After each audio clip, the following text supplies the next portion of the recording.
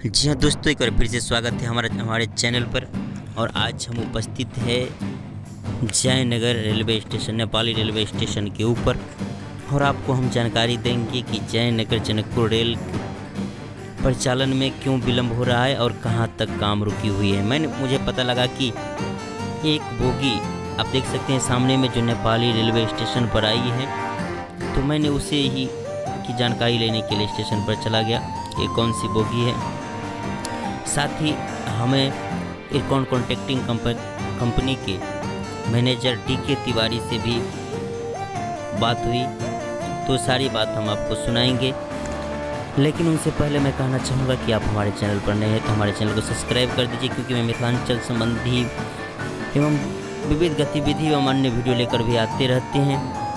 तो चलिए आपको लेकर चलते हैं जानकारी की तरफ। तो ये देखिए, ये बोगी पे के ऊपर क्या लिखा हुआ है।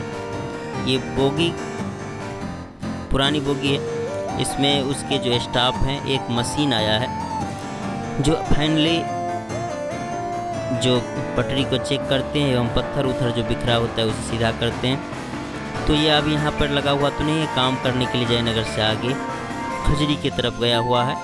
आगे हम उसका वीडियो दिखाएंगे। लेकिन ये स्टाफ का जो बोगी है, ये रूम है उसका, समझ लीजिए ये यहाँ पर खड़ा है।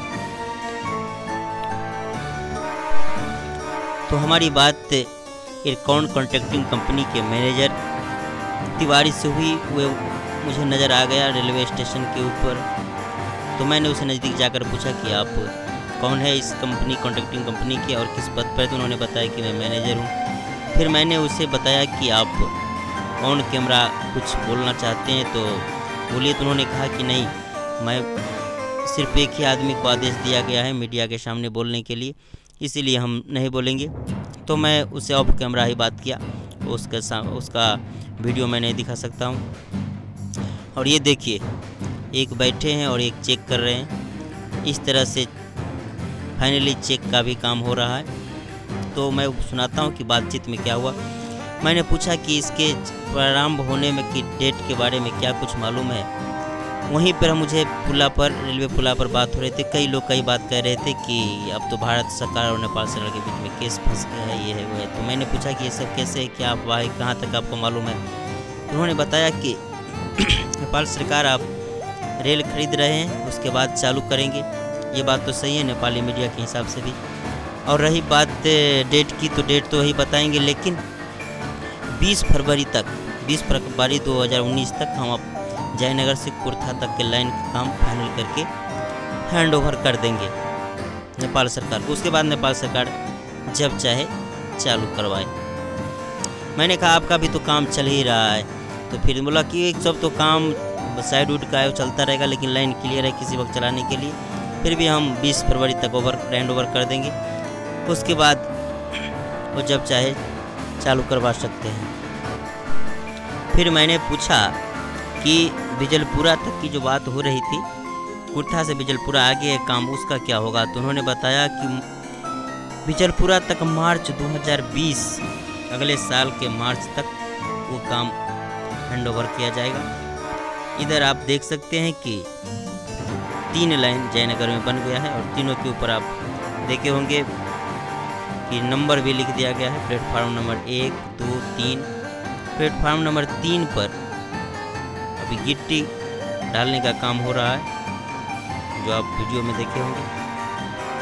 नहीं तो फिर हम दिखा देते हैं कि 3 के ऊपर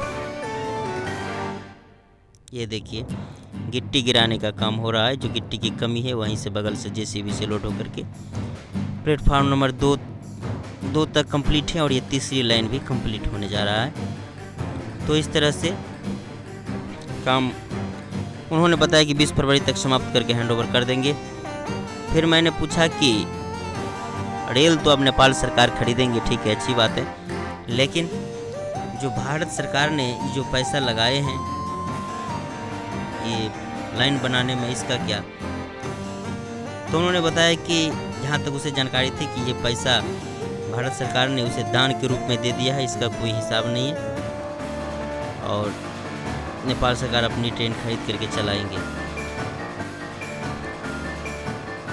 और इधर आप देख सकते हैं जो जिस मशीन की मैं बात कर रहा था कि ये चेक इन मशीन आया हुआ है, इसके बोगी से हट करके आगे काम करने के लिए गया था खजुरी की तरफ जयनगर से। वो देखिए वापस आ रही है, आप देख सकते हैं।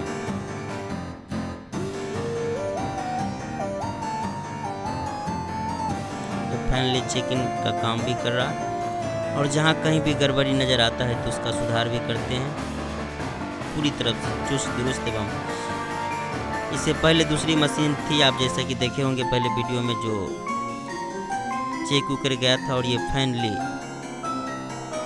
लास्ट चेक कर रहे हैं। तो इस तरह के मिथिलांचल संबंधी विविध वीडियो लेकर हम आते रहते हैं और आपके साथ सम्मुख प्रस्तुत करते रहते हैं। तो ये वीडियो कैसा लगा, अगर अच्छा लगा तो कमेंट कीजिए, लाइक कीजिए, वो हमारे वीडियो को शेयर कीजिए बस। और हमारे साथ जुड़े रहने के लिए हमारे चैनल को सब्सक्राइब कीजिए। अभी के लिए बस इतना ही। जय हिंद।